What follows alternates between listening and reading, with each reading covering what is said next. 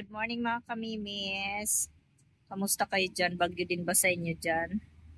Kami dito ay binabagyo pero tinda pa rin.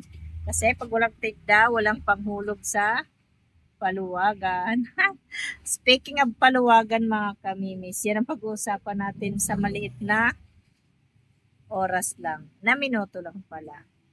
Ayan, marami nagtatanong sa akin kasi kung okay ba daw yung paluwagan kasi alam nila dito matagal na ako may paluwagan. Hindi ako mahawak mga kamimis ng paluwagan ha. Shout out kay Ate Dayon na napakabuti humawak ng paluwagan. Yes. Since ano pa lang si Mika, pero hindi pa si Ate Dayon yun yung si Ate Ningno nung akin. Nung grade 3 pa lang si Mika mga kamimis, mayroon na kaming paluwagan. Depende kung magkano. Hindi ko sinasabi, hindi ko alam, hindi pare-pareho. Pero, thanks God, sa akin ay maganda ang paluwagan. Meron akong paluwagan mga kamimis. Hindi ko nasasabihin kung ilan ang number ko. Basta may paluwagan ako mula grade 3 pa lang si Kena hanggang ngayon. Ang paluwagan sa hindi nakakaalam, yan yung merong mamumuno na depende, halimbawa, tig 500, 1,000 o yung iba ata malalaki. Meron naman mga gamit, yung pinapaluwagan nila.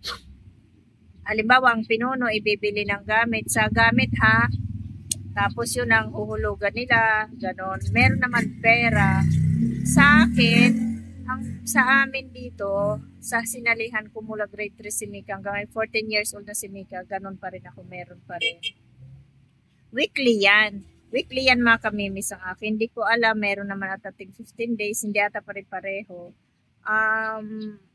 Malaking tulong talaga, oo, malaking tulong talaga sa amin. Tapos, ang namumuno ng paluwagan ko ay, wala siya talaga, wala siyang komisyon, wala siyang nakukuha. As in, namumuno lang talaga siya. Ang ano doon, syempre kung sino ang namumuno ng paluwagan, syempre siya ang sasahod. Yung na mauuna ha. Pero nasa yun na yan kung ano, kasi meron sa akin no, naghuhulugan ng paluwagan niya. Diyos ko, may interest, grabe. Hindi pare-pareho pala ang paluwagan. May interest ang namumuno, kumbaga may porsyento, di ba? Hindi ko alam kasi yung sa akin, wala talaga. Si Ate Dayon wala talaga, never.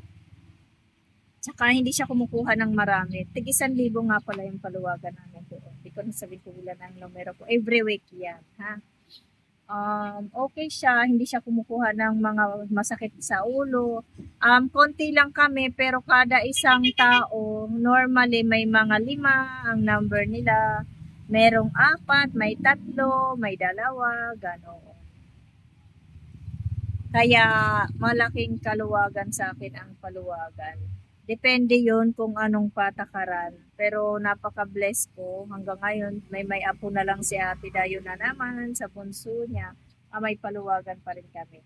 Sabi nga niya, hanggat may nag-aaral, hanggat may paluwagan.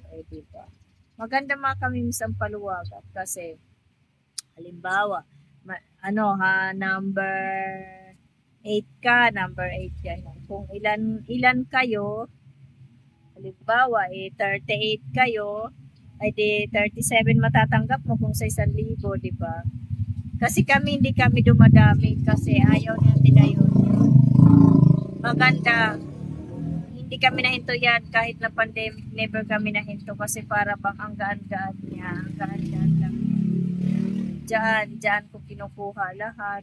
Mga kamilis, maniwala kayo. Kaya lang, depende yan sa paluwagan na.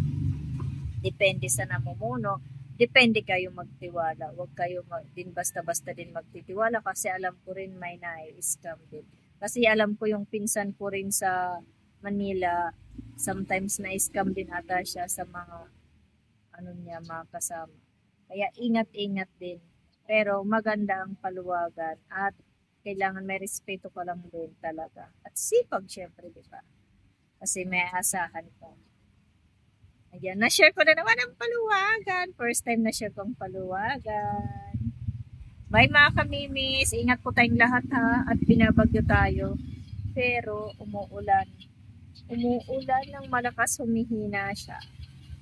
Bye! Ingat kayo.